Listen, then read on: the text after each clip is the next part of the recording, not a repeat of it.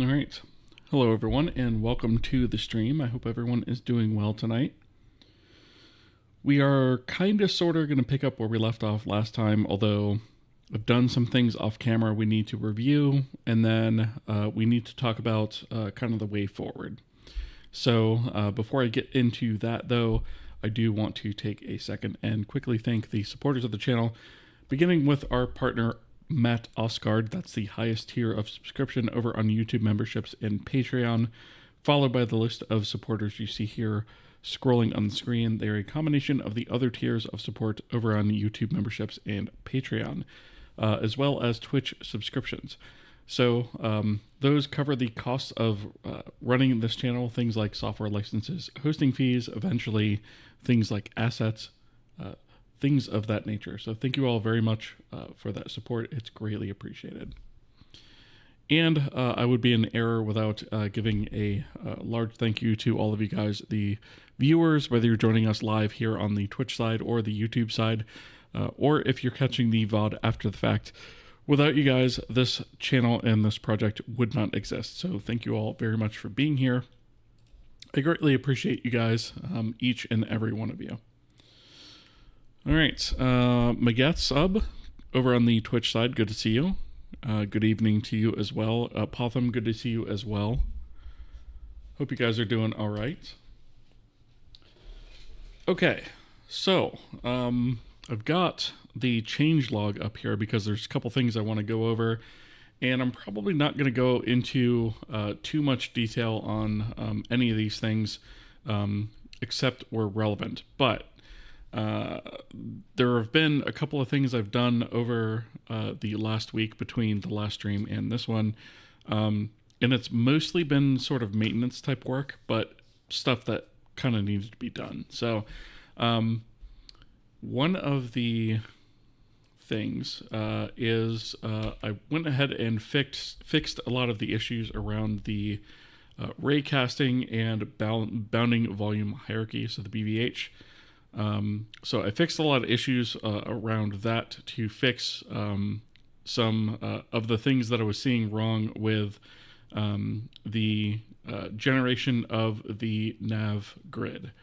So I went ahead and fixed those. Those are in 0.13 at the moment. I also added a couple of different things. So I added the ability to register callbacks with the forward renderer for different stages of rendering at the application level. So for now, we can use these essentially to render application-specific things at the standard forward pass, the refraction pass, and the reflection pass. And so that was necessary for the grid or the visual representation of the grid in the meantime. But there will be other things that are application specific that we need to render. And so those will handle that. In addition to that, there are also a couple of callbacks I registered or created rather to be registered with the K scene in terms of various stages of loading. So before we just had a single callback to say, hey, when we're loaded, here's a callback to the application or whatever registered for it. Now we also have another one for preloaded, which means that all of the initial assets have been loaded. And if there are any sort of game-specific assets that need to be loaded before we can actually say that the level is loaded, we need to go ahead and fire that off and handle that. So that's what that's for. And then, of course, that falls into line with this next point, which is the ability to register or unregister external asset loads. So these are game-specific asset loads that must take place before we can mark a scene as completely loaded, right? So that just kind of gives us a ability to be able to say, hey, we've loaded the basic stuff that comes with a scene. There's a couple more game-specific things we need to load. And once those are loaded, then the scene is considered loaded, and we are good to proceed in using that. So those are the big three things that have changed there. Also, another probably separate thing from all of that is this top item here, which is now the project fully uses C99 across the board. So we were using a couple of GNU extensions in C17 stuff or C11 stuff, technically. And now the project actually just uses C99 across the board. We do use some POSIX 2008 stuff for threads and a couple of other things, including platform timing for GNU Linux and Mac OS. But for the most part, that's just where we use that stuff for POSIX portability. So as a result, I put in here that a clean rebuild should be done when we update to this version. So it's something I've been wanting to get in for a while, and now we can officially say that we use C99. Let's see. Let me catch up with chat here. Having too much fun with Blender's geometry nodes in the sample sound frequencies node. Basically does FT. Plan to do something productive, but I've just been tweaking my little visualizer I made. Awesome, Baguettes. You'll have to send me an example of that. Let's see if I'm pronouncing this right. Payne Catilla Studios. First time chatter, welcome. Remember how I used to watch your streams last summer, then I found you again, and now I'm watching these. Awesome. Well, welcome, or welcome back, rather. Glad to have you here. Okay. So that pretty much does it for the stuff that I've updated offline. All of those commits are in the 0.13 branch.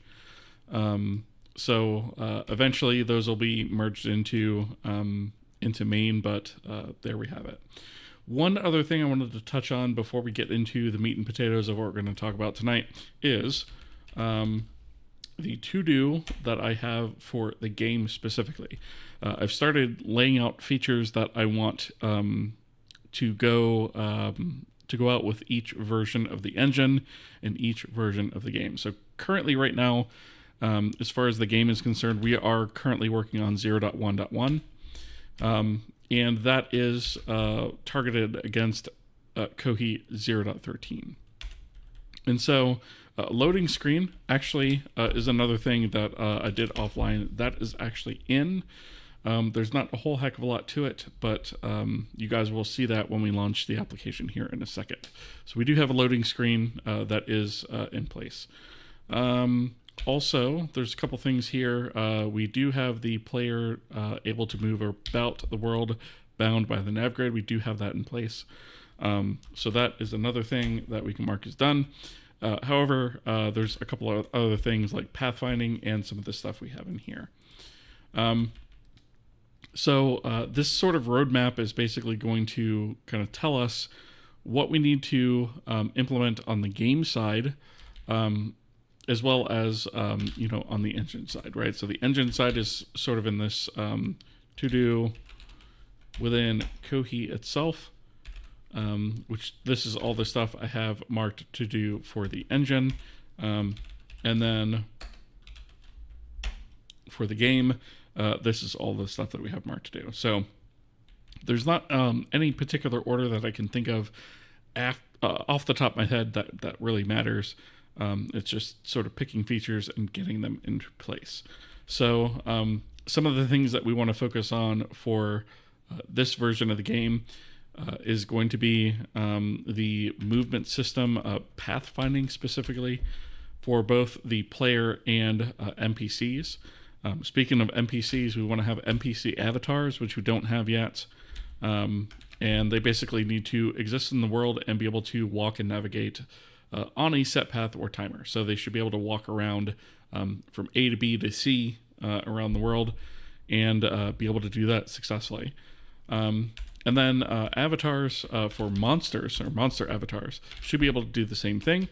And then, excuse me, they should also be able to find their way to the player when within range. So we're going to establish sort of an aggro range that monsters have, and that'll probably be per monster, right? And we may have modifiers on that in the future.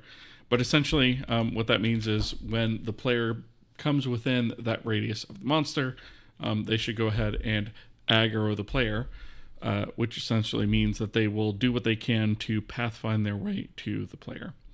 And so those are the things that we want to get in for this particular version. And then against Kohi 14, we want to get in avatar health, player alignment, so friend versus foe versus, for particular avatars. So we may have NPC avatars that we could attack and NPC avatars that we can't attack, things like that. We want to get in a dialogue system. And then, of course, for NPCs, we want to have interaction via dialogue and interaction via basic combat. And that directly involves player alignment, right? So we have that. And then monsters, we have obviously the health and interaction via basic combat. So we're just looking for like simple hard-coded radius / heading checks for melee, hard-coded projectiles for ranged, right? Nothing too crazy yet at this point. And then for 0.13 of the game, Kohi 0.15, we want to start looking into inventory, items, avatar inventory, gaining and losing items, sorting inventory maybe, and then shops and buying and selling items, right? So you can kind of see here that we're sort of layering support and layering features as we go. And this list, of course, will grow as time continues. So that's kind of what is on the roadmap for that. Let me catch up on chat. My name's pronunciation can be a bit tricky for non-Finnish speakers. I took the pronunciation from a GitLab profile. Have no idea if that format even helps. Let's see. I'm going to go with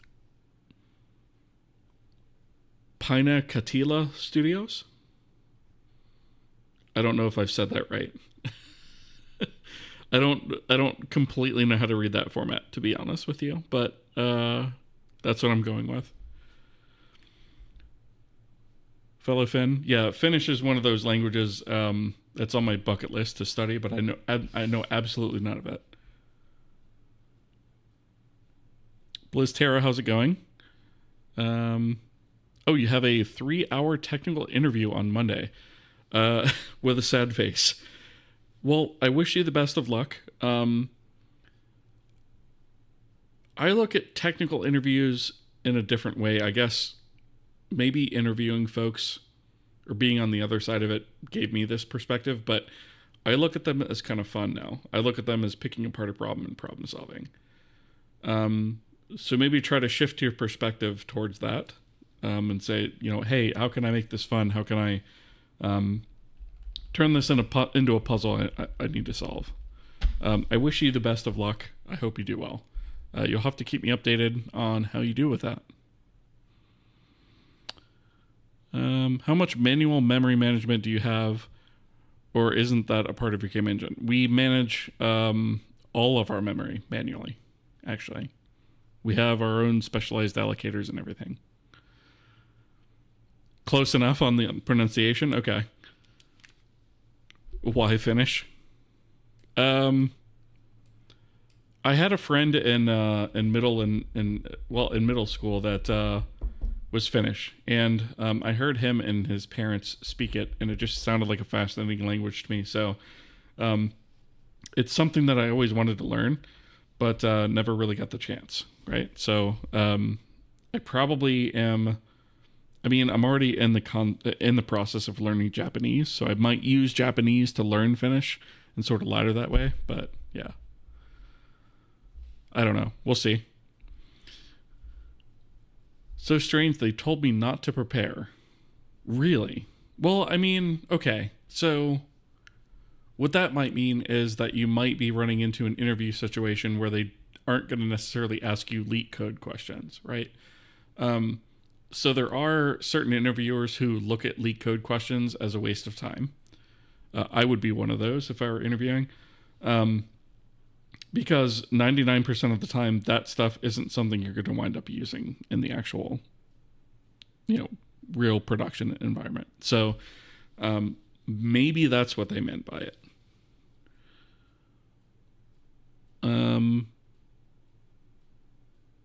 Pine Catilla equals pressure pot, basically. Okay.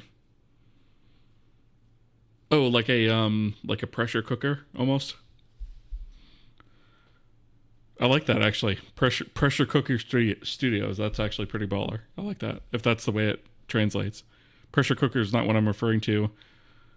Pressure pot is better. Interesting. Okay. What is a pressure pot versus a pressure cooker? I guess 90% of the time they don't actually do anything that tests problem solving, and so just end up being regurgitated leak code problems, aka testing memorization. Yeah, exactly. A Codeplex, that's my issue with a lot of technical interviews. That exact issue. It's not leak code, just whiteboarding. That's the best, right? You replace malloc with your own allocator. So essentially what I do is I allocate a large arena of memory up front, and then I divvy out from there. And I have a few allocators that also pull from that large pool of memory as well. So I have something called a linear allocator that I use as my sort of per frame allocator that I use for quick allocations, where it just moves a pointer forward on every allocation. Doesn't maintain a free list, doesn't do any of that, doesn't implement free or anything like that. And it's something that essentially just gets reset at the beginning of every frame. So it's super, super fast. Stuff like that. But I also do have sort of my own, whenever we do allocations, we tag them as to what kind of they are. And right now those tags don't do anything, but eventually I'm going to go in there and group those into their own sort of buckets, so that way allocations of like types can be contiguous in memory. But yes, more or less, we don't use malloc here. I have my own sort of thing going on. I mean, I use malloc once, right, to grab a huge block of memory and then go from there. And personality and stuff. Yeah, personality is kind of an important thing. I find that actually more important than the technical stuff for some folks. I'd like to drill a little bit deeper into that because that can sometimes be more important than the technical stuff, because the technical stuff can be learned or shaped, but the personality stuff or the behavioral stuff isn't as easily molded, right? I used to use mmap, virtual alloc, depending on the platform. Yeah, I use virtual alloc for Windows, but yeah. Let's see, there's this fire ride called the Gravitron in Finland. Some of us call that I still don't know how to pronounce that. Pine Catilla is what I'm going to say. Pine Catilla. Or literally translated pressure pot, since the centripetal forces it creates while it's spinning is referred to as pressure. And the ride is kind of pot looking. So yeah, pressure pot. Okay, I see what you mean. Okay. I've been on one of those. Granted, a very long time ago when I was a kid, but yes, I've been on one of those, so I know what you mean. Emakes 1094 over on the YouTube side. Hello, how are you? Welcome. Okay, so this is the game roadmap, at least for the near future. These are the next things that I want to get in place. So everything we're going to do is going to involve getting basic interaction between avatars working, getting them to navigate in the world, and eventually, setting up the basics of what will become the combat system. So those are the next biggest things. We're going to build all of our game systems on top of that. With that said, we do have in our movement system some things to do. So the first and foremost thing we probably need to do is to jobify the scene raycast height logic into, or for our grid, we need to jobify that, right? So we can push it off to a different thread and let that rip while we do other stuff. So that's one thing. We also need to be able to save that grid to a binary format. And so again, I'm thinking we follow the same sort of thing that we did for HF terrains, or the height field terrains, where we save using the same name as the scene, and then we can easily just pull that in based on that. So this might actually wind up being first, so that we can speed up our load time, so that we don't have to do this step every single time we load. And then for the editor, we have some plugin stuff to do. So we need to think about editor plugins, and that's going to be a big part of this as well. So we need to design a plugin system for our editor. And then from that, we need to include a button to regenerate the height info. So that would essentially kick off this job here. And then we need to also think about, having the ability to manually set flags on individual tiles, and not, or either allowing or not allowing the overriding of manually set flags when we are doing the regeneration. So that's the thing that goes throughout the entire scene, does raycasts, and figures out the height of individual objects. So we need the logic to set flags manually per cell, ideally to paint this, maybe even a 2D or orthographic view to help with painting, sort of like these ones are water swimming only, these are flying only, these are walking only, or these are some combination therein. And then we also need the ability to manually adjust the height. And for this, I think this is going to be a bit of an exception because I think our raycast solution is pretty good right now. And I think us setting the height on that is probably not going to be all that necessary. But there will be situations where we need to tweak that. So we want the ability to be able to tweak that by individual point, essentially. And then as far as scene integration goes, we need a couple of things in terms of the scene. We need an entity flag to say this is a collision entity, right? So we want to mark an entire entity as saying this is something that should be treated as collision, which will be caught in this regeneration of blocking info for our nav grid. We need a way to filter by collision flagged entities. And then we also need logic to auto tag our mesh subobjects that are named call-whatever as collision meshes, right? So if we have an OBJ, for example, that we import to a K3D, if any of those nodes are named call whatever, then basically it's going to say, okay, I'm going to take this particular shape and or this particular mesh, and I'm going to treat it as a collision mesh. And that will then be used in the raycasting logic for the grid, right? Because we're not doing that now, and I'll show you some of the issues with that in a minute. So movement code should work with any avatar type. I'm pretty sure this is already done. We just need to verify it. Pathfinding. So for pathfinding, we need to implement some sort of A-star or something similar to allow for non-player avatars to pathfind. And I say non-player avatars, but also the player, right? So if we want to support click to move, we're going to need this for that as well. But if you've got, for example, if you've got a player that is next to a wall or something, and then you've got an enemy on the other side of that, and that enemy needs to sort of pathfind their way around, go through a door, and then come at you like that, they need to be able to do that. So that's what that is. And then grid cell movement type implementation. So we already briefly talked about this.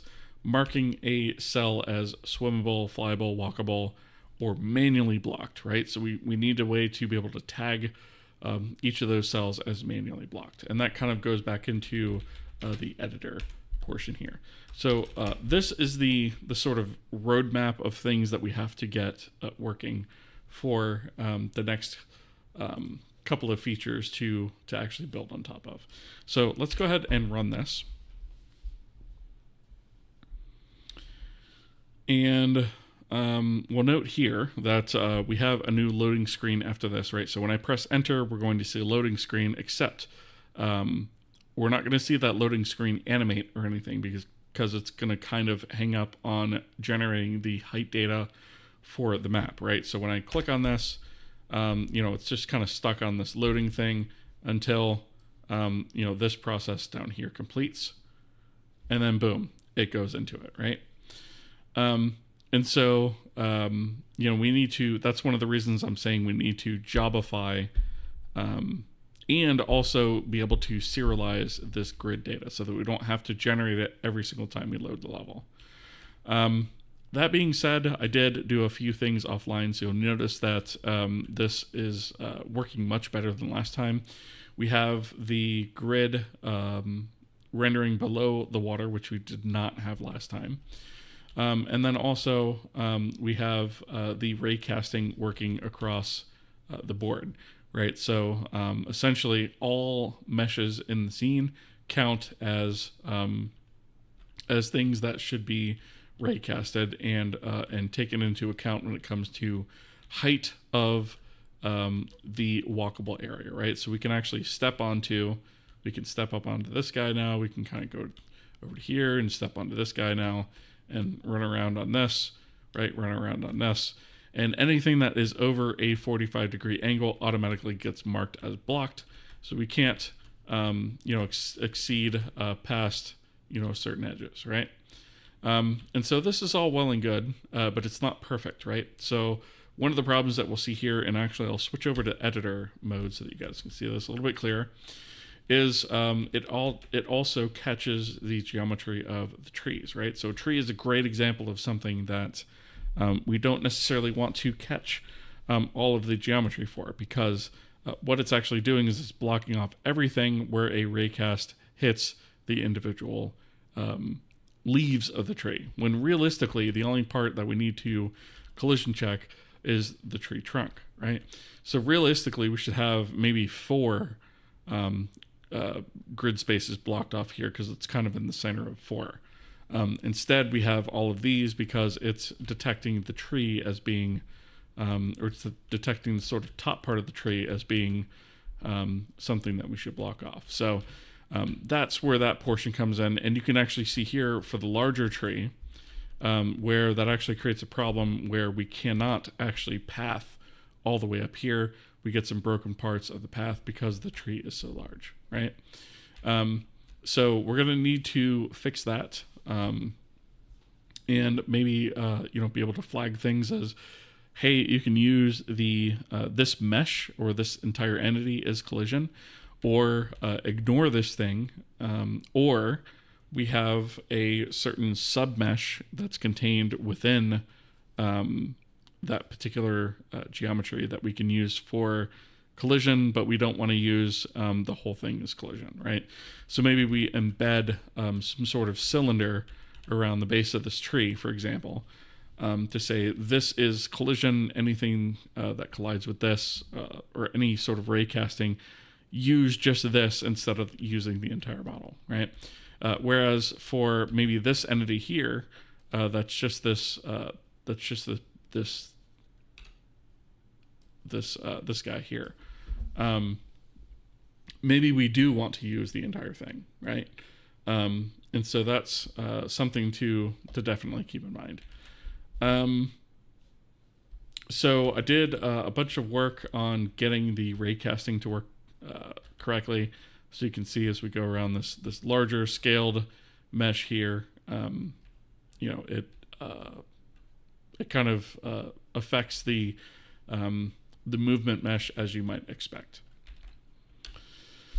All right, so that does it for the offline stuff as well as the roadmap. So now we're going to kind of jump into some of these other systems and see where we get. Architect V3T, or Architect Vet, is that supposed to be? I'm not sure. Over on the YouTube side. So much to learn, so little time. Yes, I understand. Trust me, I understand. But you'll get there. Take it one bite at a time, right? Don't try to absorb everything at once. Let's see.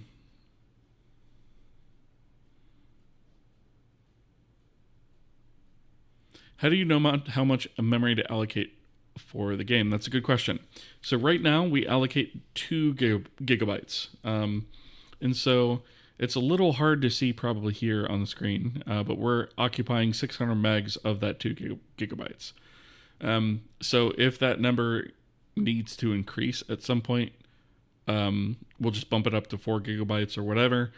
And then as we sort of develop the game, we'll figure out what that maximum amount of memory needs to be for the worst case scenario in the game.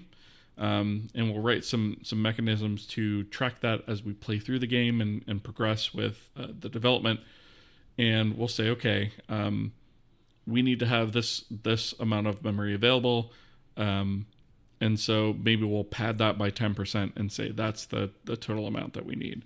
But this is a configurable amount, right? So I just spitballed it at 2 gigabytes. And so far we've not run over that, but we don't have a bunch of assets in here either, right?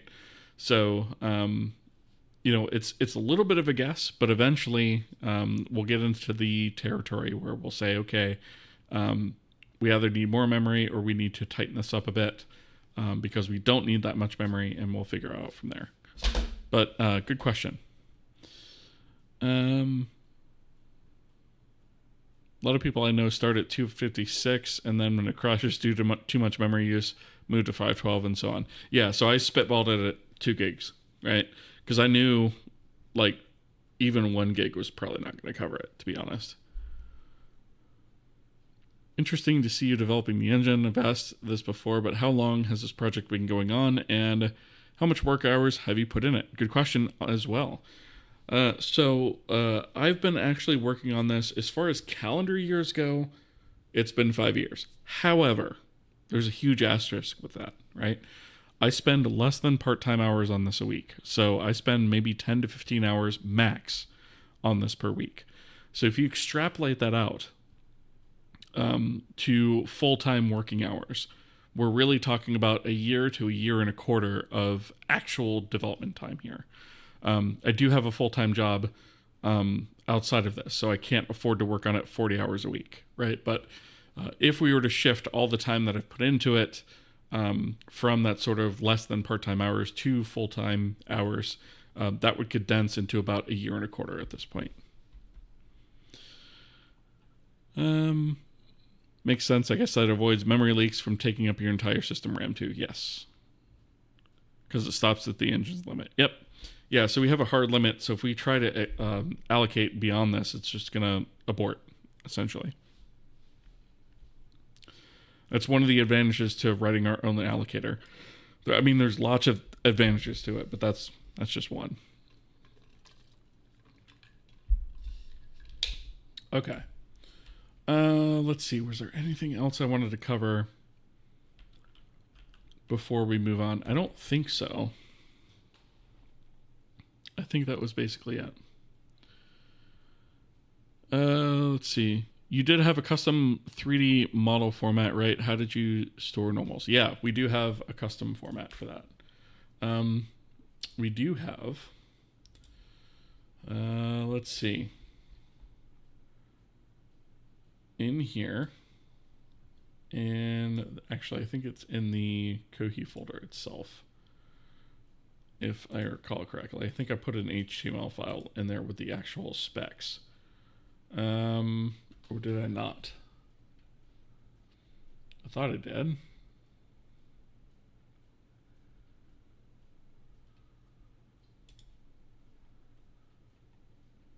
Yeah, here it is.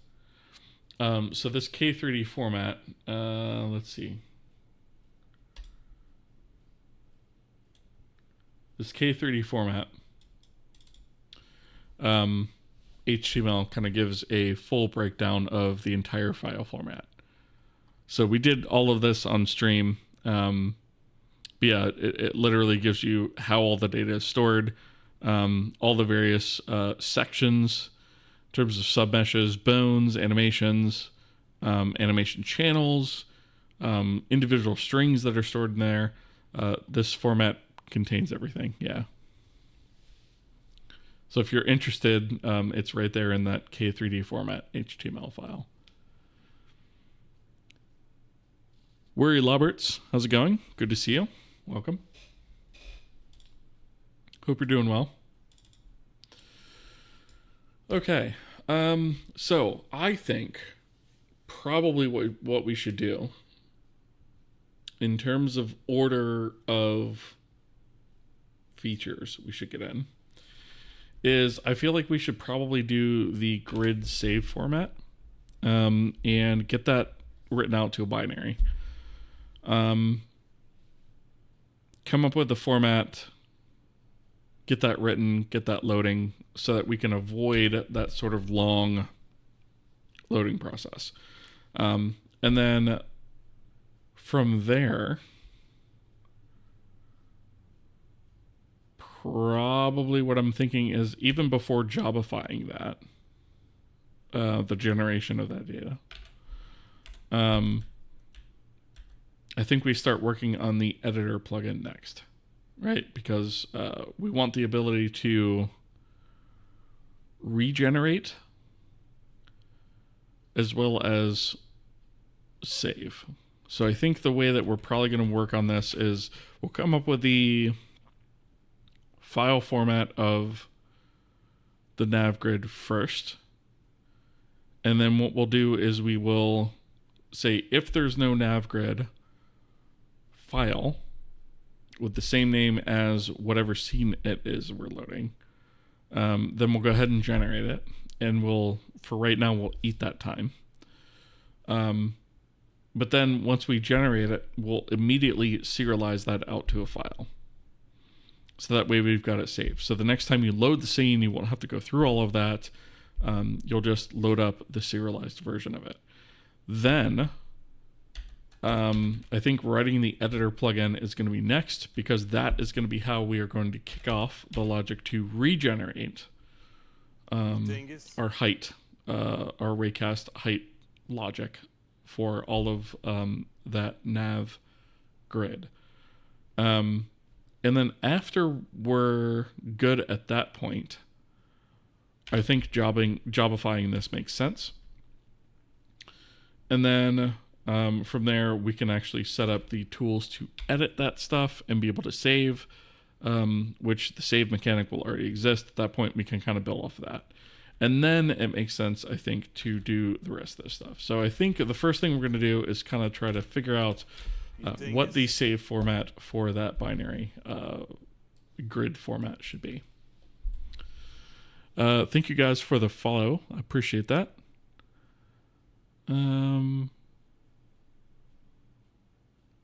Just thinking that maybe you could store normals as octahedral mapped 2D vectors. Quite interesting.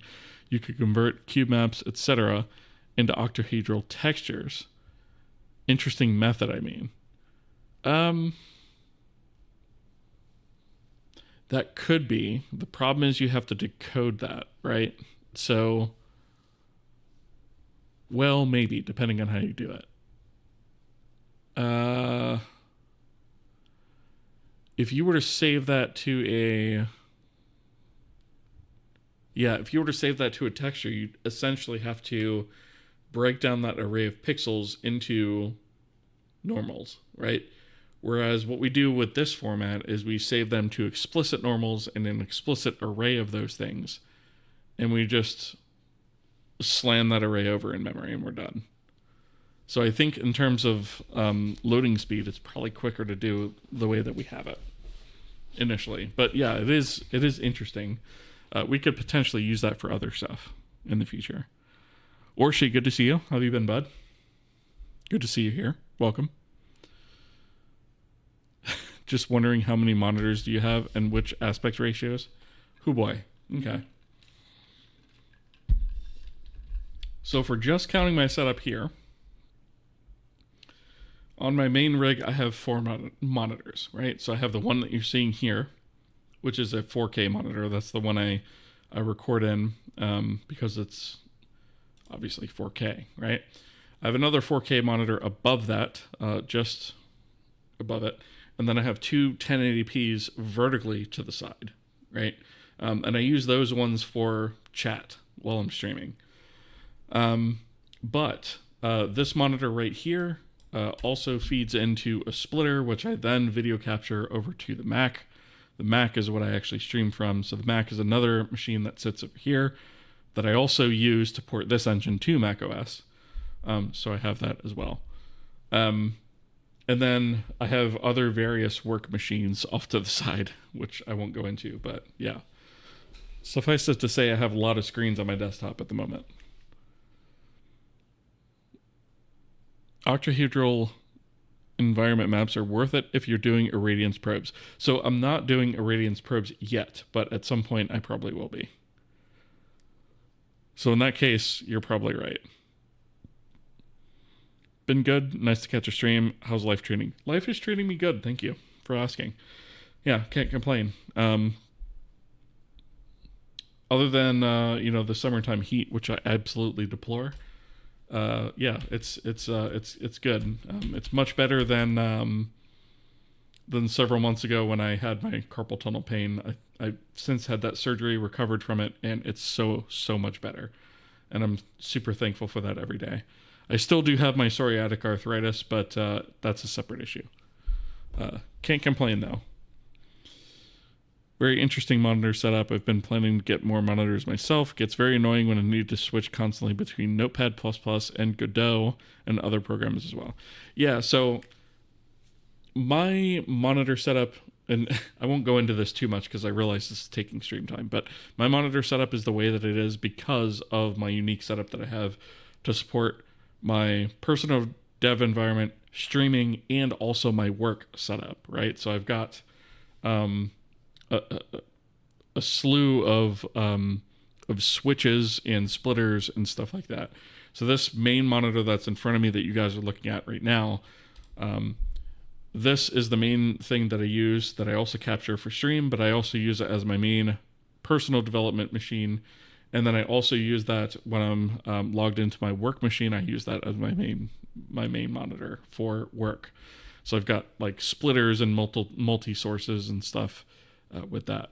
But I also like to have the vertical format because it's very useful for displaying documentation or chat in this case, or sometimes additional code windows, things like that. So yeah, definitely has its uses. And sometimes I'll have like these 2 monitors that are over here towards this side. I'll have as my work machine monitors versus these 2 will be sort of my personal machine if I need to, manage my personal email or something like that, or any combination thereof. I worry about hand wrist injuries more than a normal person since I play guitar regularly. Yeah, funny you mentioned that. I actually had to stop playing guitar because I had those issues, and I had to stop playing drums too because I had those issues with my wrists. I'm hoping to get back to it at some point, but yeah, I feel you on that one. All I can say is get ergonomic stuff sooner rather than later. It's worth the investment. I wish I'd done it sooner. When I was younger, I basically would sit on the floor with a CRT monitor in front of my face and a keyboard on my lap and type, right? That's terrible. Terrible for you. Invest in a good mechanical keyboard, ideally an ergonomic one that can be split. I used the Keychron Q11 custom split. Let me see if I can get this into frame here. It's going to be kind of tricky. So it's in 2 halves that are completely separate, right? And I 3D printed this stand that it sits on, but the keyboard is sort of there, right?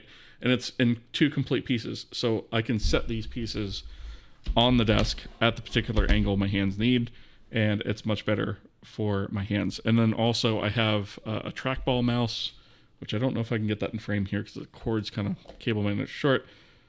There it is right there. And then I also have a vertical mouse because I've found that depending on what my hand is doing, it can be very useful to have the ability to switch back and forth between them. So ergonomic equipment is super, super important. I can't overstate that.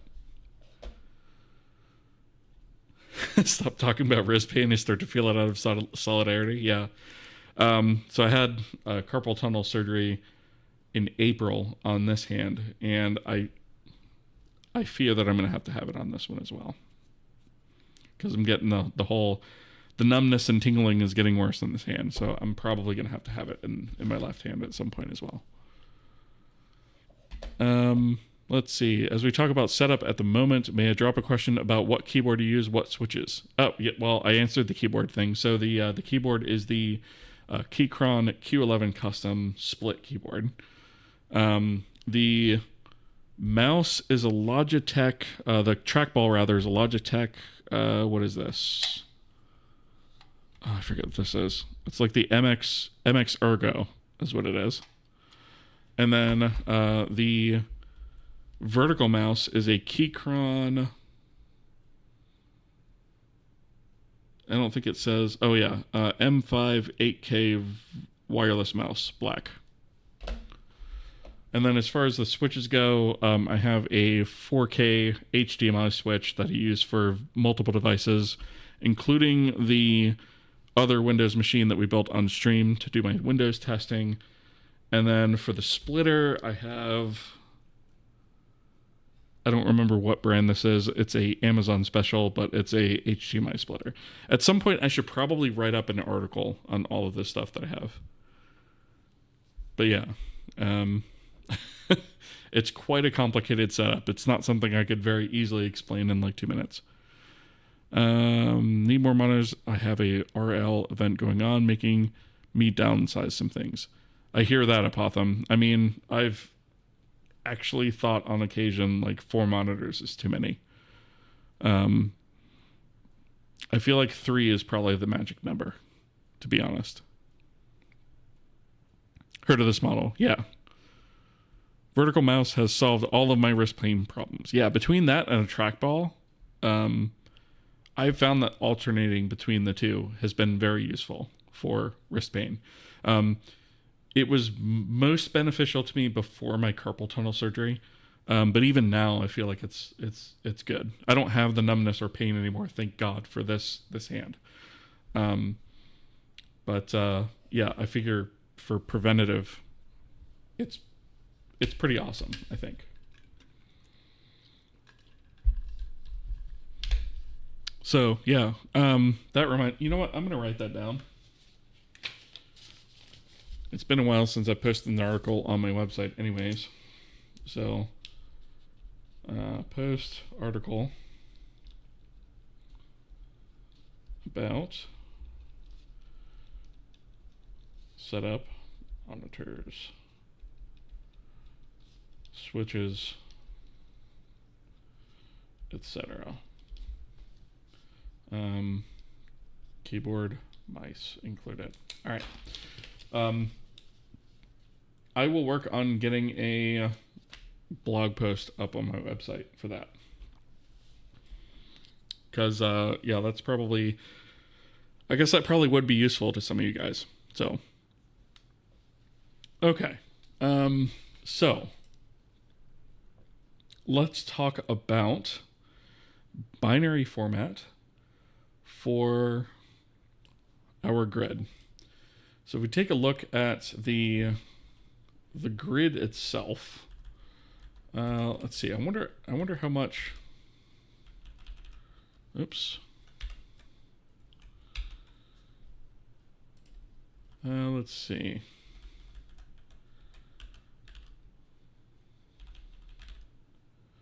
So the grid itself has a few things. So it's just got nodes X, Z, node size, and then a 2D array rather of nodes.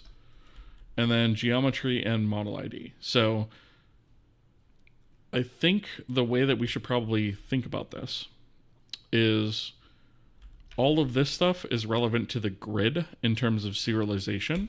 And these things are probably relevant more to the scene. Well, I guess this thing is more relevant to the scene, right? So a single model matrix, aka a transform, and maybe we turn this into a transform. I don't know if that's going to be completely necessary, but we can come back to that. This is really just for rendering. So this really should probably just be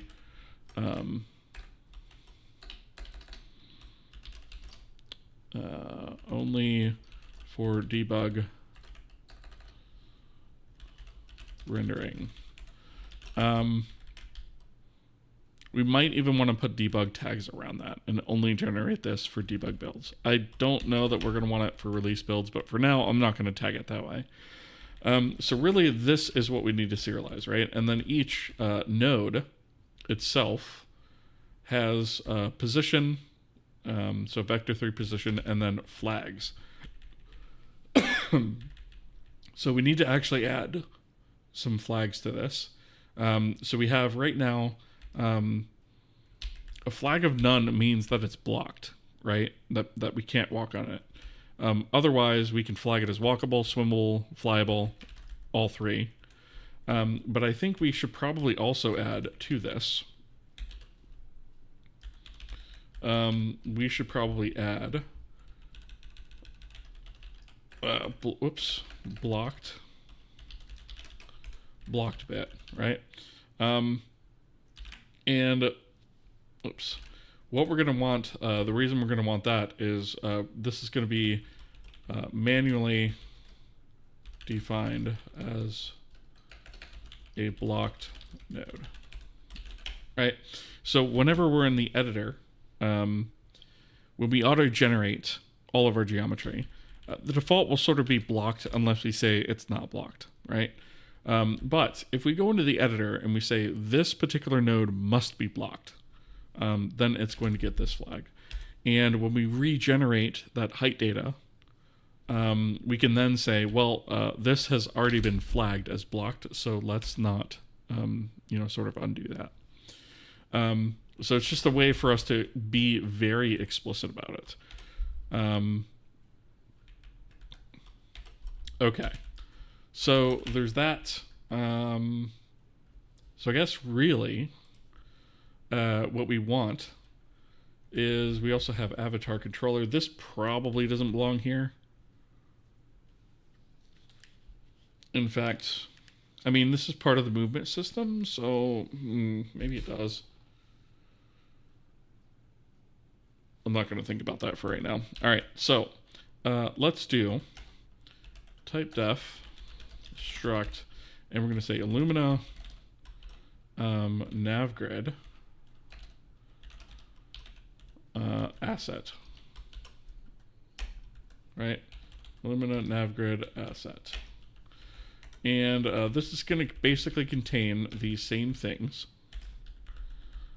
except we are going to separate the structures, right? So we're going to say we're actually going to take this same thing here for now. And we're going to create, let's see, Illumina navgrid asset node. And the reason we're going to do that is because we want to be able to have a difference between what gets serialized and what actually gets used in game memory, right? Because that may actually change. In terms of nodes X and nodes Z, we do have this as an I32. I don't recall why we did an I32 versus a U32. But I don't even think we need a U32. I think a literal U16 is enough for this. And actually, even that is probably... Well, no, I guess we do have 512 by 512. Yeah, okay. A U16 should be enough for that, right? And then node sizes, we'll leave that as is.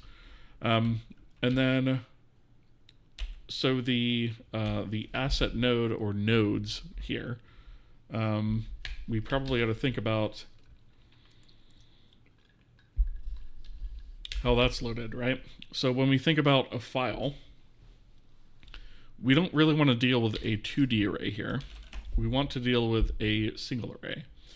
And so the size of this array essentially will be nodes x times nodes z. And we will store these probably in row and then column, right? So stored in row, column, order, right? And so that basically means you iterate it by z-axis first and then x-axis second. So we can say zx in case we're confused about it, right? And so the way that this will work is when we load in this asset and we go to create this guy, we can then say copy these values directly, and then when we create this node or this node's two-dimensional array, we can go ahead and use the nodes x and nodes z to create the array sizes, and then we'll know exactly how to iterate through this, right? So the advantage here being that we can essentially take this times this, and then read this in as one singular block of memory instead of having to sort of decode it. We'll know exactly how many bytes we have to read, and then we'll be done, right? So the serialization of this, quote unquote, should be pretty quick. Let's see. Thank you for the follow. I appreciate that. Welcome. Let's see, I went back down to one monitor when I realized that I could only use the second one for YouTube or other garbage that I don't need. So, JSpeak, you actually bring up a really good point, and that's kind of why I'm considering downsizing too. Because I have, I wish I could send you guys or show you guys a picture of my desk, but it's kind of difficult at the moment, and I have NDA stuff on my desk, so I can't actually show you. But I have a total of 10 screens on my desk right now. For when I consider my work stuff as well. So it's a lot. It's quite a lot, and it drives me nuts at times for sure. All right. So how do we want to handle this then? So let's take a look at the manifest for Illumina, and I think we have. Don't we have? Yeah. So the way that we did this before was we kind of have our zones, right, and then we have our height field terrain that sits right next to that, right? So we have zone 00 KSN, that's the scene. And then we have our zone 00 terrain, KHFT, that's the height field terrain. And then we have zone 1 in zone 1 terrain, and so forth. So I think the way that we should probably do this in the manifest, and I feel like this is a little bit kind of dumb to have to do manually in the manifest, but let's at least do this manually for now, and we can always improve it later. So let's call this nav grid, or GERD, that's fine. Grid. So we'll call it nav grid, and we'll have nav grid here, and our extension should be. And this is actually not specific to Kohi. This is actually a Illumina specific thing. So should we do Illumina nav grid ing? I think that makes sense. And then the type of this is going to be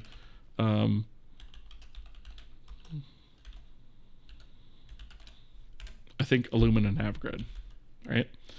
So this will tell us exactly how to process that particular asset type, and then this will be the format or the file location that it can be reached.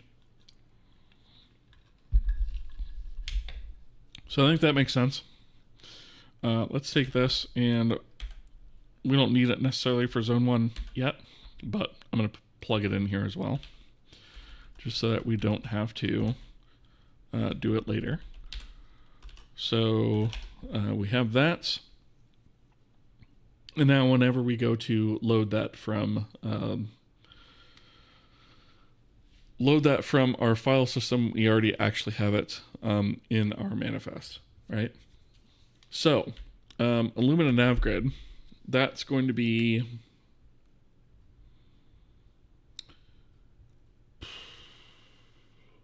I actually think instead of doing this, we do have a binary. You know what? Let's actually not even worry about creating a type here, a custom type. Let's do binary instead of kind of creating a separate type for it, because then our asset system doesn't care, right? We can just say, take this asset, it's a binary asset, load it as one big blob in a memory, and hand it off to us. And then we can do the custom processing on it after that, right? So the core engine doesn't have to care about this new asset type. We don't have to come up with some sort of external sort of asset type handler and registry system for that and all that stuff. If we just say it's binary, then as far as the engine is concerned, it just loads the bytes as is and tosses it over to us. So I think that makes the most sense. Okay. So when we load up a case scene, where do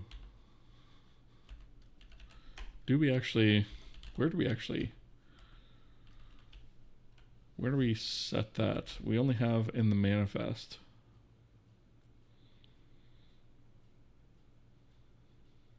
Really? Oh, because we probably load it by name, don't we? Let's do _terrain. That's going to be a lot of...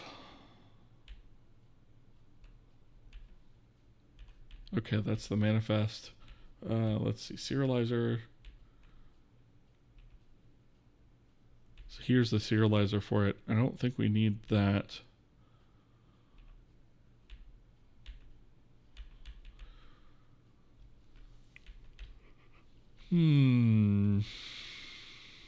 Let's see, that's the train serializer. Where do we actually load?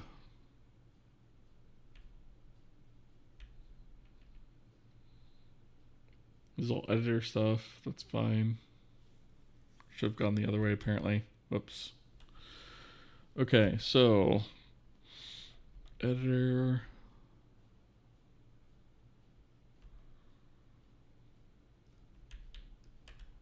I thought we had.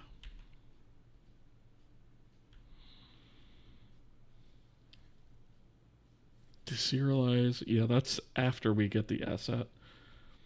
Where do we actually kick off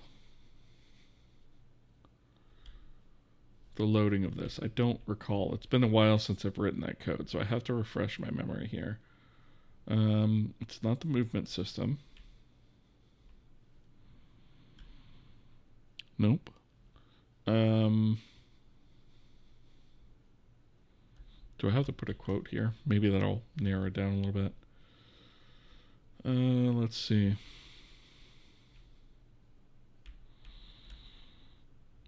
Default terrain.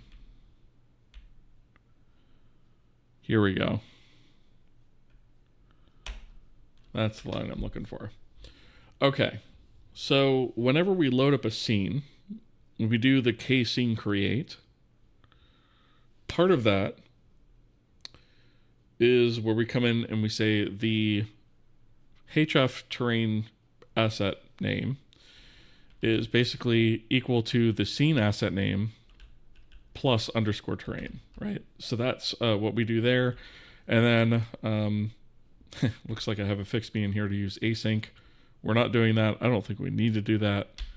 But we essentially get the asset, and then we generate the scene from that asset, or the I should say the terrain based off that asset, and then we release the asset.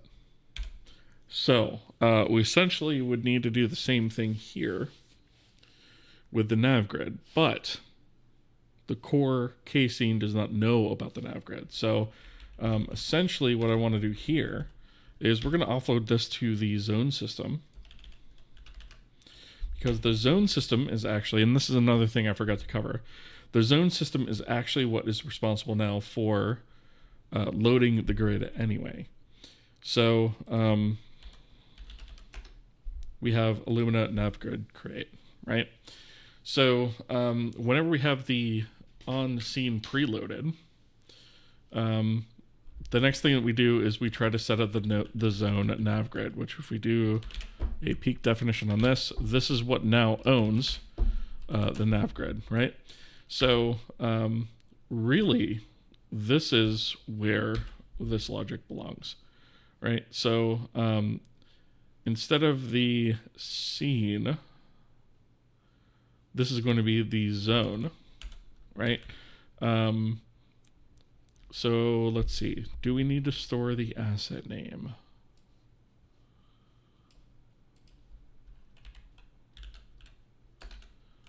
I think we probably should, just so that we can save it later on. So let's go ahead and say this is going to be, whoops, this is going to be called navgrid asset name, right? And now this is string format, so that's going to output a string for us. So what we want here is a const character array navgrid asset name. Okay. So we have that, and then we can do scene asset name. Do we actually store that anywhere? This should probably be navgrid, right? In the actual scene, oops.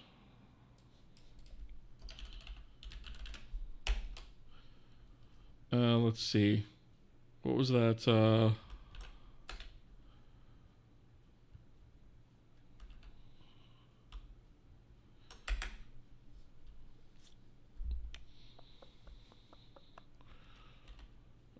Let's see. That would be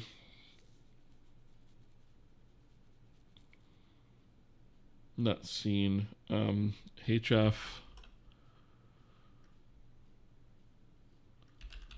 terrain asset name. Right. So scene asset name. So why don't we have? Oh, because I think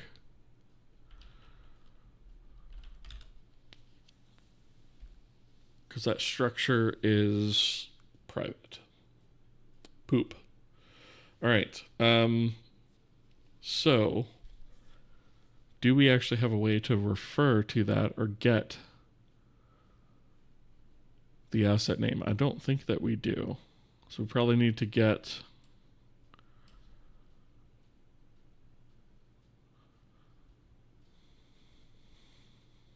I think we need to create a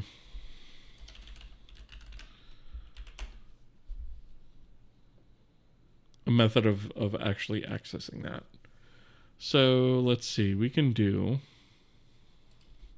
right below scene state get, we'll do KAPI kname kscene asset name get. and we'll do a const struct casing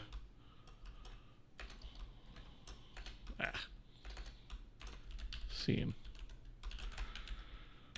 right? And all this is going to do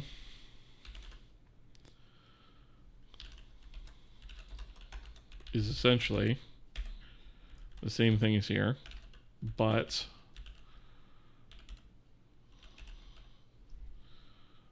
scene asset name,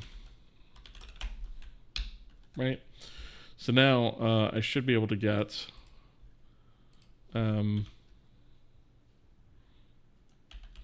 casing asset name gets, and I should be able to pass it scene, and we're good to go on that. All right. I don't need async. I'm not even going to bother with that for now. We're going to Jobify this eventually. Okay, so let's see, terrain asset. Okay, so it's not a terrain asset that we're going to get. We're going to say kasset binary. And we're going to say navgrid asset equals asset system binary, request binary. Engine systems get what was that? Asset state. There we go. And so the name of this is going to be zone navgrid asset name. And do we actually have a listener? Do we care? I don't think so. Let's see. Request binary sync. Right? We don't actually care about the listener stuff. We don't care about that. Right? We could just do it synchronously. That's fine. So we want to do navgrid assets. All right. So if we do not have a navgrid asset, then what we're going to do is we're going to do this sort of default behavior here, right? Where we're just going to generate one. If we do have one, then we want to go ahead and create based on that asset, right? So we want to go into movement system and page down here a bit. Okay, so where we have this create, I'm going to copy pasta that, get it out from behind my head, and we're going to say from asset, right? So this is going to be the scene. We need the scene, but the nodes X and Z, the node size, we don't need that anymore. We need Illumina navgrid asset, and that could be a constant pointer, right? And so we can go here, and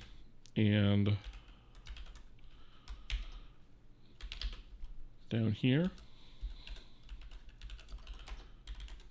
right? And we'll fill that out in a second.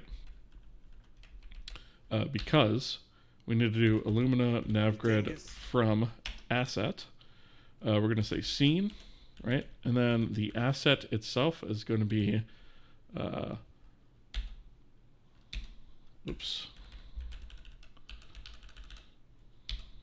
navgrid asset.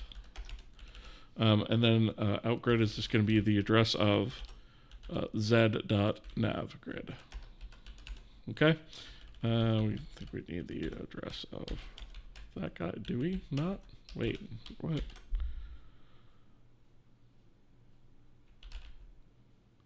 Navgrid asset, kasset. Oh, right, because we haven't actually. Okay. So to do parse asset, right? So we're just going to say. We're going to say binary asset for here. And then the navgrid asset we'll get from parsing, right? So we do navgrid from asset, I think that returns a boolean. So if we fail to do that, then we'll do kerror failed to load binary asset for navgrid auto generating, right? And then we can just do this same thing, right? Not ideal, but at least we have a recovery scenario. And then we need to release binary asset, right? So we need to make sure to release that. So whenever we preload the scene, we're going to say, okay, we are going to request the binary for the particular grid, right? The nav grid. If it doesn't exist, we're going to create it. We probably should do a to-do serialize out to file asset, right? So if we generate a default one, we're going to need to do that. We probably also ought to do that here, right? Otherwise, we're going to parse the asset and do navgrid from asset. And then either way, we're going to release. So I think that should cover all of our bases. Let me catch up on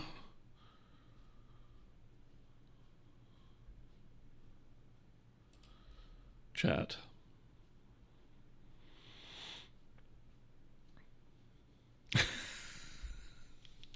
UG Rexion, you are not the first person to ask that by a long shot. It's very funny. That's a very old profile picture. That is 13 years old at this point. So yeah, I have heard that before. It's very funny. But no, I'm not related. Let's see. Thoughts on all the LLM stuff? I have many thoughts on that. Let me come back to that.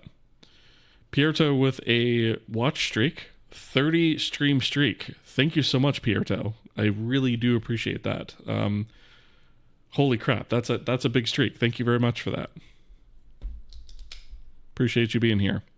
Granicus 1991. Hello, how are you? Just made my first game with a launcher. Would you like to test it out? Is it okay to post a link on my website? So what I would recommend you do there is I don't really do that on stream here because it doesn't really make sense with the format that we have here. But if you go onto my Discord server and post there is a section under there called, let me grab the specific thing. What is it called? Did I actually? You can post it there. Or you can go, actually probably a better place would be the forums. So you can post it on the Discord server or the forums. But I wouldn't post it here because I'm not going to be able to review it on stream. Let's see.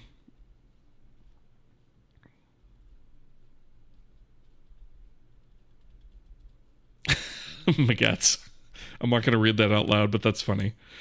All right, so NDBE says, I'm a young programmer, so your thoughts will be very valuable. Thanks. Okay, so I have a couple thoughts on that, and I'll try to keep this quick. LLMs / AI, which the term AI does not fit it, right? Because it's not intelligent. Basically, what these things are is they're very fancy token generators, right? And they tend to be biased to tell you what they think you want to hear. So bear that in mind with all of this. But essentially, my big thought with all of the LLMs out there is they are a tool, but they are not a replacement for your brain, right? So Your brain, when it comes to critical thinking and problem solving skills, is very much like a muscle. You have to continue to use it, or otherwise it will atrophy. Your skills in that area will decline if you do not use it. So I always say, do not export your critical thinking and your problem solving skills to these LLMs. It will have an effect on you, and it will make you worse off for having done it. They are fine when it comes to like, hey, write me a make file to build this thing, or the types of things that don't really matter that you just need kind of done, right? But like when it comes to trying to understand something or trying to actually develop commercial software, I would not use them for anything outside of, trying to understand basic concepts, if that. You're much better off with a Google search, I think, because sometimes they will straight up hallucinate and lie to you. And so I always say use them with caution. Don't use them as a replacement for your critical thinking and problem solving skills. Do those things on your own.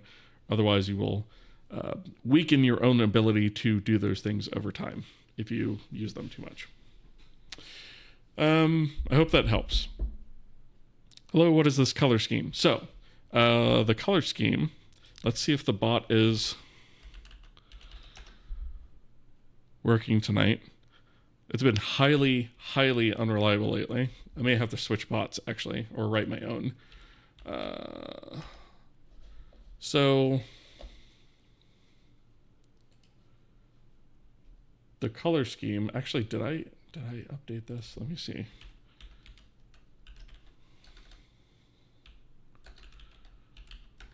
Yeah, I did update it. Okay. So I'm going to drop a link in chat for you to an article about my Vim setup. It's way better than trying to answer it. Basically, it's an entire article that I wrote that tells you exactly what my setup is, prerequisites, what terminal I use, all the plugins I use, including the color scheme, which is Adwaita, but it's my own custom fork of it. Yeah, that's in there. And then it also has a link to my GitHub repo that has the config in it, right? So that's there. So that should hopefully help. Let's see. Why are most of your Discord channels why are most of your Discord channel servers archived? By the way, I just joined today. Okay, so that valid question.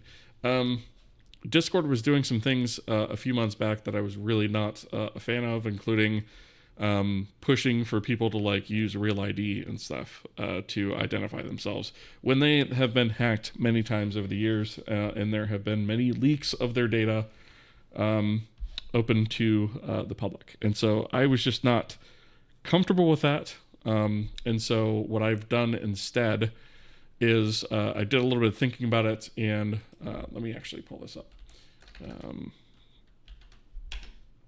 And so I've had this website for a bit for the game engine itself, talking about all the various different things. And I set up a forum. And the idea is that this forum should be used for discussion of engine-related topics, because the problem with Discord is it's not publicly indexable, right? So in addition to all the crap that they were pulling with Real IDs and all that stuff, which I didn't really approve of, and I still don't, I got thinking about it, and I'm like, all the Q&A is happening in Discord chat. That sort of gets lost, and it's not searchable from the web, versus having a forum, which is. And so I went ahead and created this forum, which is available from the Kohi engine websites. So I'll go ahead and drop that link here as well. There's a forum link here at the top, and then also here at the bottom.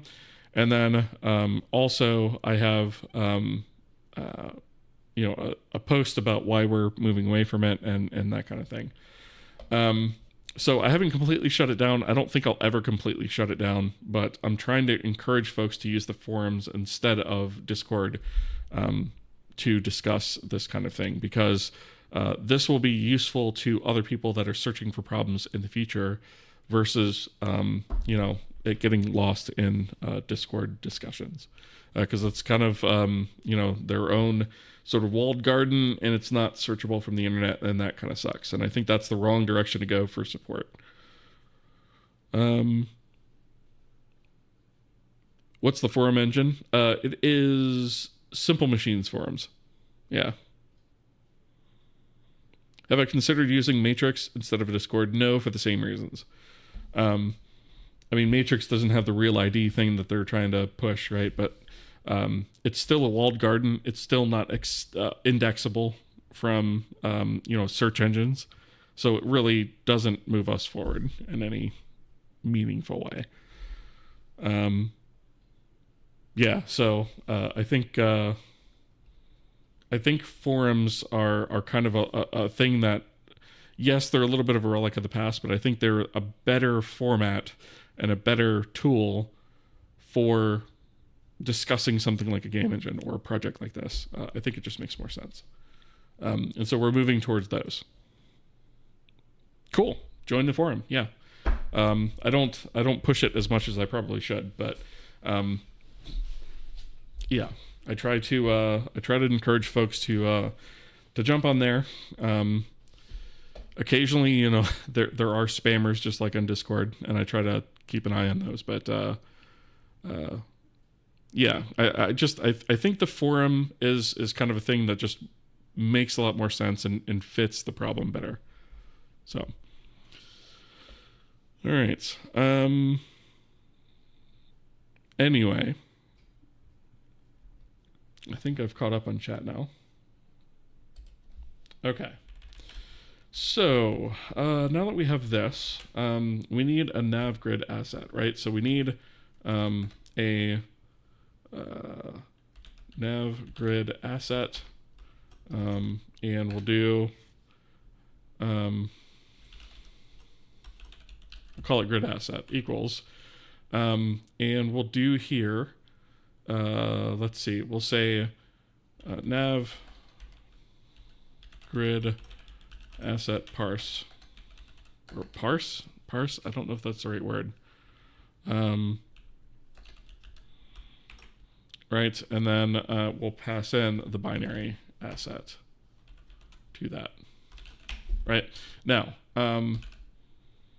navgrid asset and navgrid asset parse don't exist yet, so what does this need, a struct tag? What's it bleating about? Asset parse. Okay, I guess it's just, it doesn't like the fact that we don't have this defined yet. So let's go over to our movement system, and I guess I'm just going to put that there for now. I have a feeling, this kind of handles like all of our grid creation stuff, but I think we're probably going to wind up maybe splitting this out. So let's see. Oh, we have Illumina navgrid from asset. That's right. Let's see. We have that there. So let's do. Actually, I don't even think. Oh, it's Illumina navgrid asset is what it is. So we'll do Illumina navgrid asset from binary. I think that makes the most sense. So what we'll do here is we'll just do struct k asset binary, right? And that will be our interface. So let's just say here, we'll do Illumina navgrid asset from binary. Okay, and then this is Illumina navgrid asset. Okay. So at least from this perspective, that's complete. So that's what the usage code is going to look like. So we will we'll go ahead and request the asset if the asset actually exists. Then we'll come down here and we'll say, okay, let's go ahead and translate that to a navgrid asset from the binary asset. In fact, I'm going to go ahead and move this release to right after that, right? And then we'll go ahead and create the navgrid from the asset. And we probably also ought to have some sort of destruction for this. So I guess let's separate the asset stuff out, right? So we'll do Illumina. Oops, actually we'll do void Illumina navgrid asset. Wow, I can't type. Destroy. And we'll do a Illumina navgrid asset, right? So we're also going to need to do this. Oops. We're going to need to do this here. So we translate from the standard binary asset to our navgrid asset. And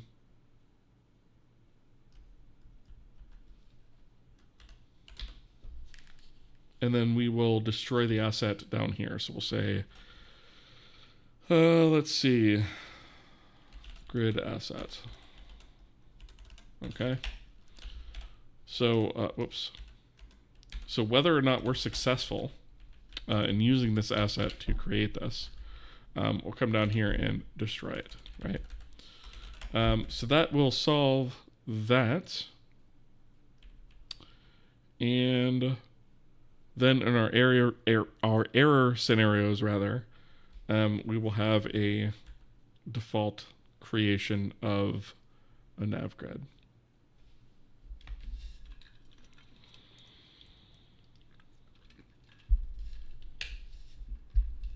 Okay. So the two key pieces now are going to be filling out this navgrid asset from the binary and destroying that. And I guess that's going to be it.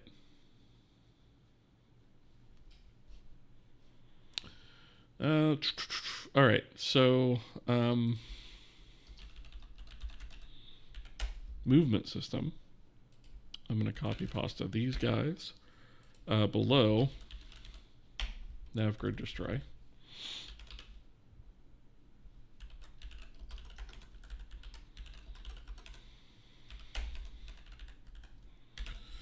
All right, so the way that we're going to work this is obviously if there's no asset, we're going to return k-null. If there is an asset, then we're essentially going to treat it like a big old block of memory, right? So the first thing that asset should have is, if we look here at our structure, we're essentially going to store the entire thing like this, right? So we're going to have these three fields first, and then we're going to have this big old block of memory that we're essentially going to create the array from. So I guess we probably are going to need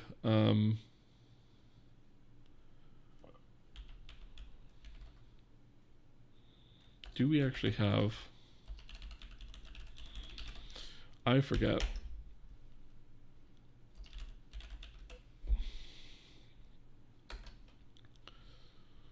Let's see, we have read, write. I could have sworn that I actually put stuff in here to read bytes out of a binary asset, but I could be wrong.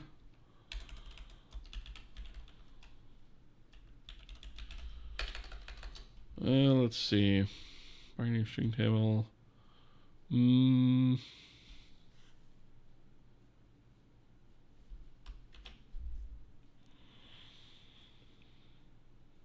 I thought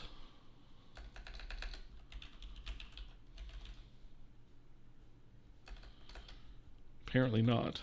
Let me think of another asset type that is doing this.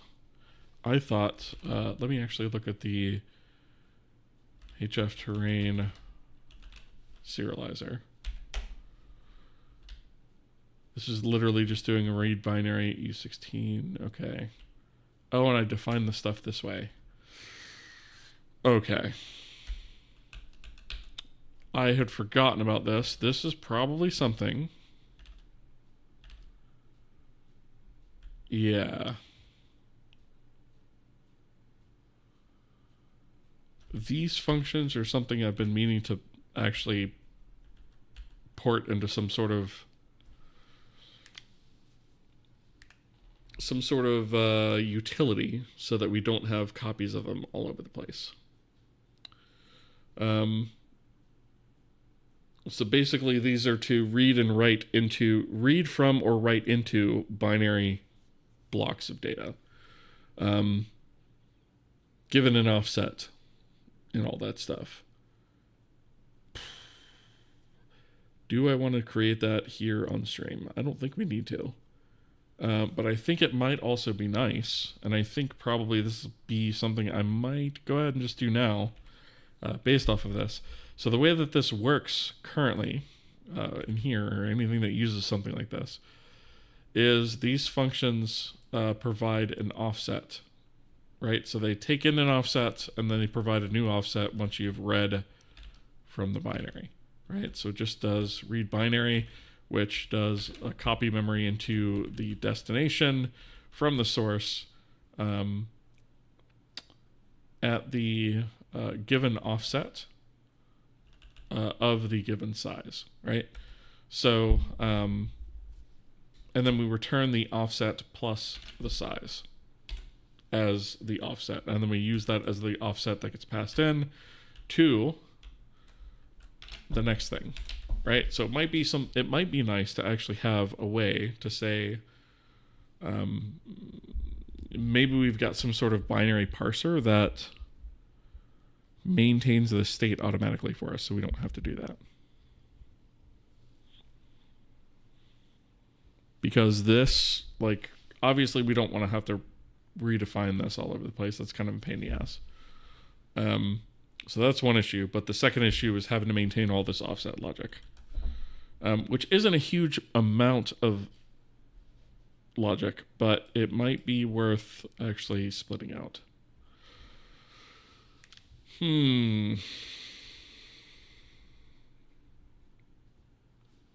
Because I really don't want to copy pasta this logic again.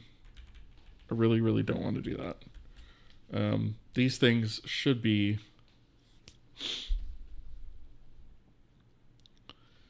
And maybe we even wrap this into the binary asset handler, right? Like maybe we have something. We have a version of this that can work against any block of memory, and then we also have a version of this that can work against a binary asset in general, where we can extract stuff directly. I think that makes most sense.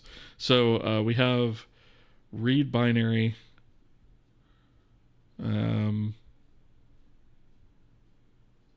which is sort of the generic version of it, right? You can read anything from that, and then we've got a few convenience functions here. All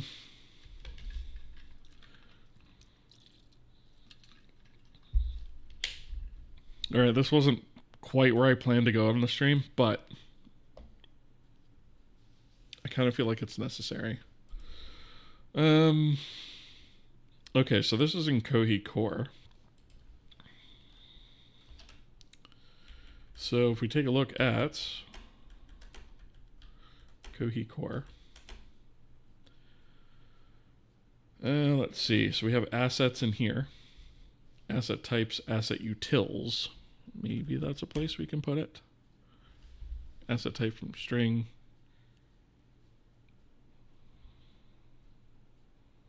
We could put the asset specific version of it there. but I feel like this belongs somewhere else besides assets for just dealing with, actually maybe it belongs in memory, right? Because that is kind of what this is doing.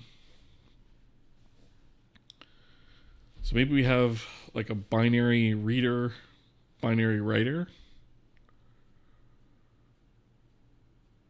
Where the binary reader would do these things and the binary writer would do these things. And then that maintains an offset of its own internally. And it's just a very simple sort of thing that maintains its own state. I think that makes sense. So let's do, under memory, let's do a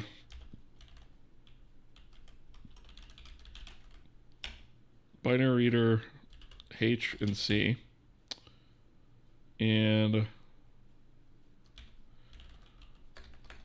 K binary writer H and C. And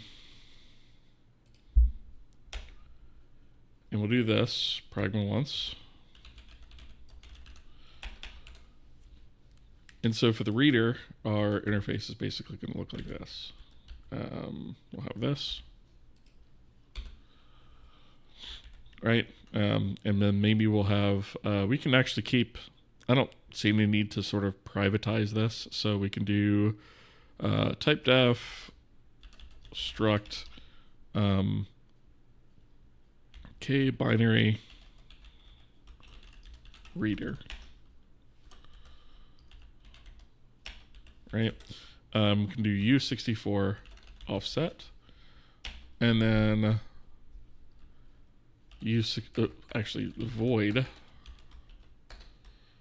pointer data, and probably another U64 data size, and we need to include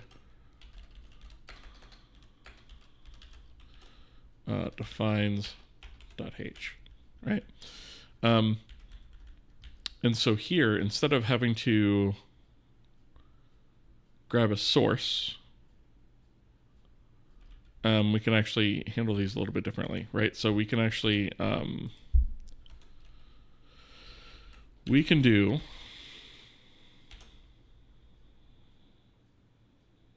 K binary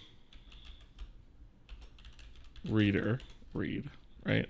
And then we can get rid of this binary here. Actually, from here. Right, we could just do that. And then we can leave dest, but instead we take, what's that going to be?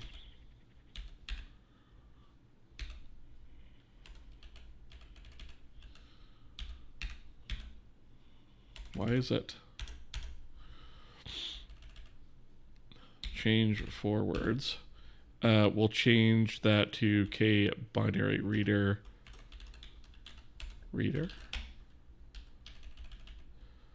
So instead of source, we have that. And then we don't need offset either for any of these.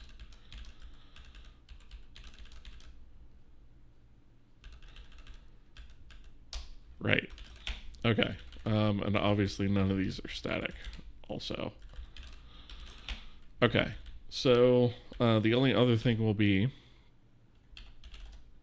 K binary reader, K binary reader create. And we'll do void on that. Or not void, I guess. It'll be void pointer block. Right? So when we create this, we'll basically say, here's a block of memory that we want to read from. Here's the size of that block. And then go ahead and create that. That'll stand up this data structure, right? It'll fill in this and this. and then offset will be 0, and then anytime we call these things, it will essentially modify that, right? So we could take this and go K binary reader C and include K binary reader H, right? And then fill these out. So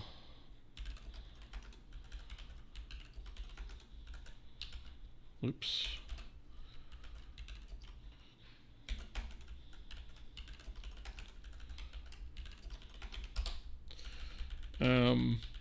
So we'll do K binary reader, reader, or I guess we'll say out reader.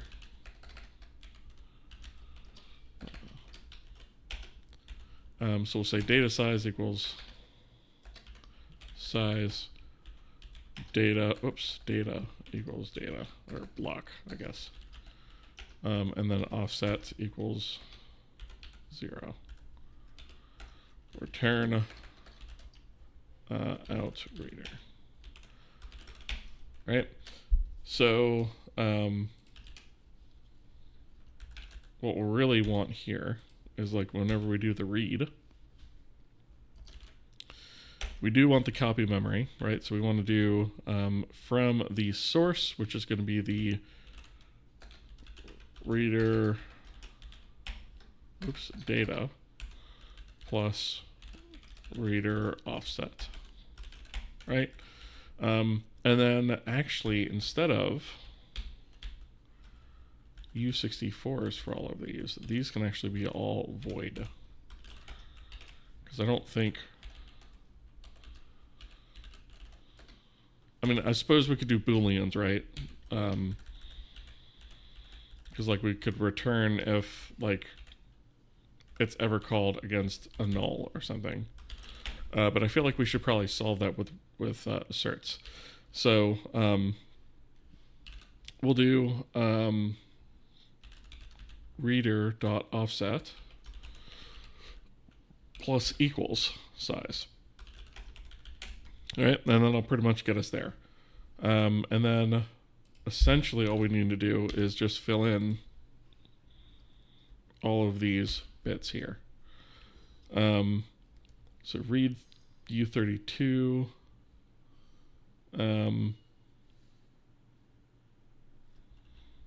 So again, we have source instead of source. It's going to be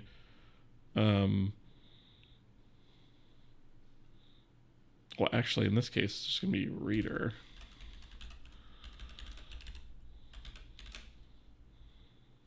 And it's going to be K binary reader read.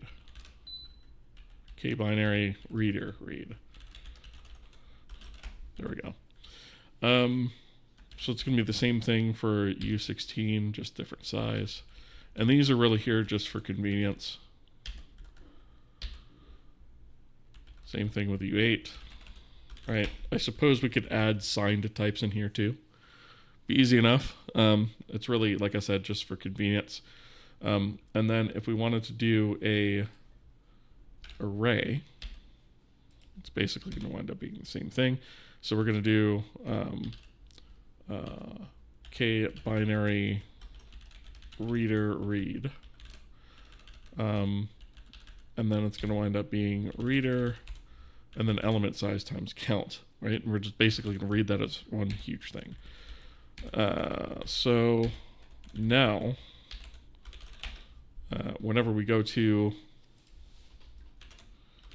sort of decode a binary asset, all we have to do is we could just use this, and it makes it a little bit easier. I don't feel like we really need to destroy this because we're not allocating any memory for it, per se. Right? We're not dynamically allocating any memory. This is all just on the stack, so I don't feel like we need to really destroy that. I feel like we could just let that fall out of scope and it'll be fine.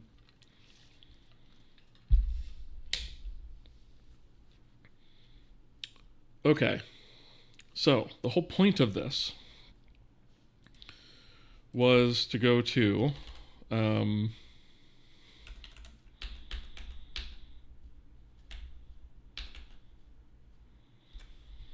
to go to here and essentially make the nav grid. Wait a minute. Didn't we... nav grid asset from binary. All right. So what we needed to do is we need to say,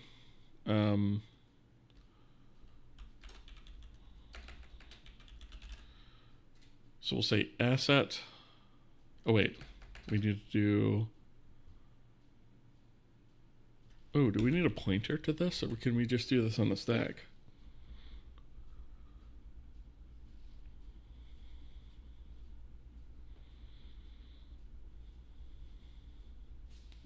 I think we can just do this on the stack, actually. So let's get rid of that. Let's not allocate memory for that. You know what, though? Having the ability to return null is kind of...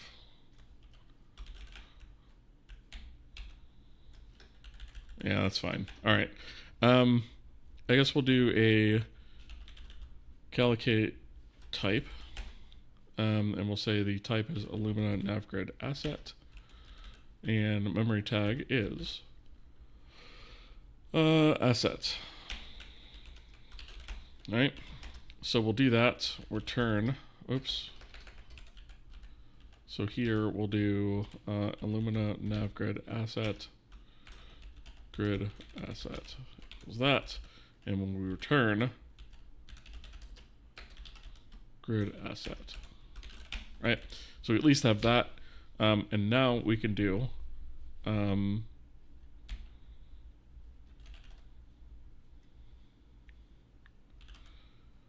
k-binary.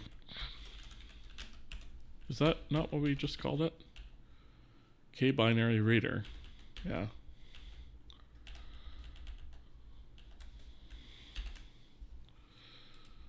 K-binary reader equals k-binary reader create. And so we want to create that based off of the assets. And then size of, or actually it's going to be assets, data, and asset, data size. Why is this not? Would have thought that would have auto imported. Include memory binary reader. Yeah. Okay. So assets, is that not data? Content and size. There we go. Let's see. Content is const. That's a good point. Actually, this should probably be const, because we should not be modifying that. Which means this needs to be const as well. Okay. All right, so we create the reader, and then from this point, we basically look at it and we say, well, what do we need to pull from here first? So we want to pull nodes X, node Z, and then node size. So I'm just gonna pull these down here real quick, just for reference, and we'll do so we'll do k binary reader read u16, and so the destination is going to be grid asset, and then nodes X, and the binary reader is just going to be the address of reader. So it just makes it nice and clean, so that way we could just do that for node Z as well. And we don't have to worry about the offsets because that's handled internally. And then we can also do oh, we don't have an F32, do we? So let's just do F32, and then we'll put in here node size,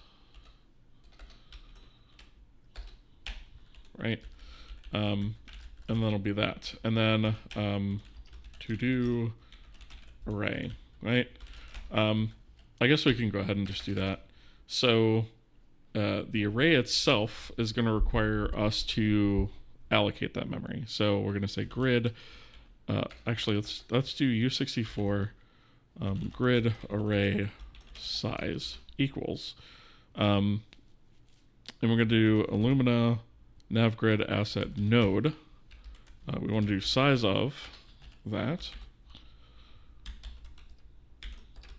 times grid asset nodes X times grid asset nodes Z. Okay, that'll give us the size, and then we can do a grid asset nodes, actually, yeah, nodes equals kalloc type, or I guess we could do C array. We should have done that.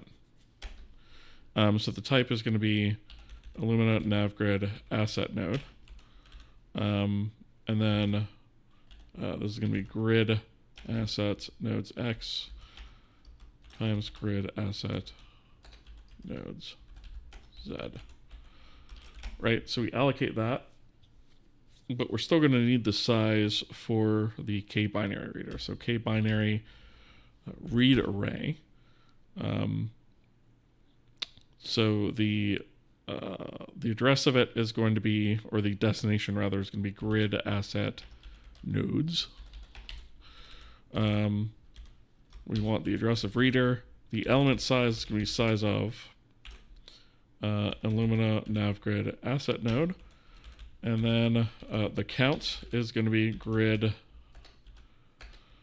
asset nodes X times grid asset nodes Z.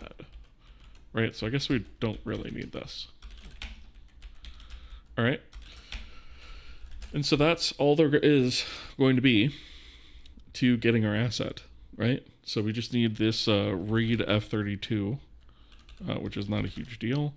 That's basically just going to be a simple F32 and F32. And actually, I'm just going to do a copy of this. All right, so we'll say F30, oops. F32, there we go. F32 and F32. All right. And that's probably where I'm going to go ahead and leave it for tonight, because I think, that's decent progress. We have to obviously do a little bit more on this, but that's where we're going to wind up for tonight. Let me go ahead and see who is available to raid.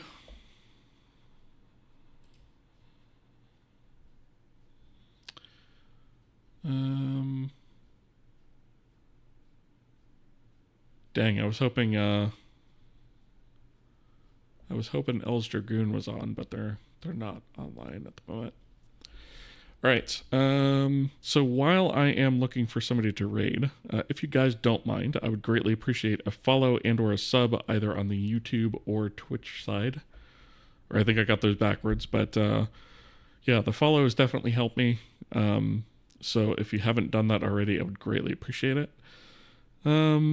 Let's see. I think I see who I'm going to raid, but before I do, I just want to kind of scroll through really quickly. Just bear with me a moment here. Yeah, okay. All right, so I'm going to go ahead and raid. In fact, before I even start that raid, let me go ahead. I can actually hook this one up on the YouTube side as well, so I can send you guys over there Just bear with me for a second to get into that. Where is it? That's the other thing I gotta find.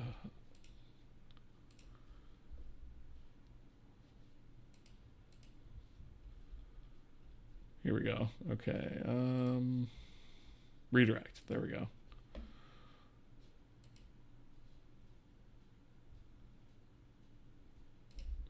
Okay.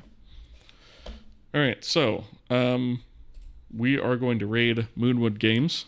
He is making a retro dungeon crawler, roguelike RPG, and he's using blackjack as the combat mechanic, which is kind of interesting. So we're going to go over there and see what he's up to. If you guys, again, haven't already, I would greatly appreciate a follow. But if you already have, thank you very much. Thank you guys very much for joining me here on the stream, and we'll see you guys on the next stream. Have a good one, and I'll see you guys later. See ya.